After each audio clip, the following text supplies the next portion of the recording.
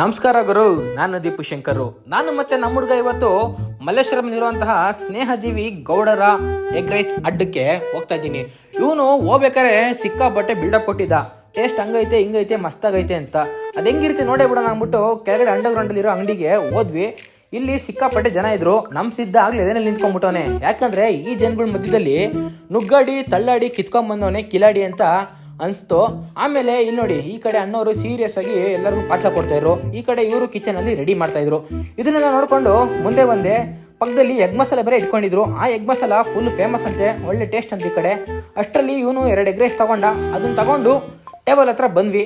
Table ಮೇಲೆ ಇಟ್ಕೊಂಡು ಒಂದೇ ಒಂದು ಸ್ಪೂನು ಹಿಂಗೆ ಟೇಸ್ಟ್ ಮಾಡಿದೆ. ಮಸ್ತಾಗಿತ್ತು ಮಾತ್ರ ಎಗ್ ರೈಸು.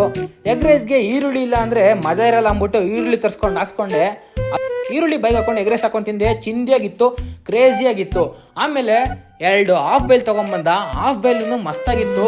ಬಾಯಿಗೆ ಇಟ್ಟಿದ ತಕ್ಷಣ ಬಾಯಲ್ಲೇ ಕರ್ಗೋಯ್ತು. ಈ ಒಳ್ಳೆ ಎಗ್ ರೈಸ್ ತಿನ್ನೋಕ್ಕೆ ಅಂತ ಬಸವೇಶ್ವರದಿಂದ ಮಲ್ಲೇಶ್ವರಂ ಬಂದಿದ್ಕೂ ಏನು ವ್ಯರ್ಥ ಆಗಿಲ್ಲ. ಸಾಕಾಗಿತ್ತು ಟೇಸ್ಟ್ ಮಾತ್ರ. ನೀವ್ಯಾರನ್ನ ಈ ಕಡೆ ಮಲ್ಲೇಶ್ವರಂ ಕಡೆ ಬಂದರೆ ಸ್ನೇಹಜೀವಿ ಗೌಡರ ಎಗ್ ರೈಸ್ ಅಡ್ಡಕ್ಕೆ ಭೇಟಿ ನೀಡಿ. ಇಷ್ಟೇ ಮ್ಯಾಟ್ರು. ಬೈ.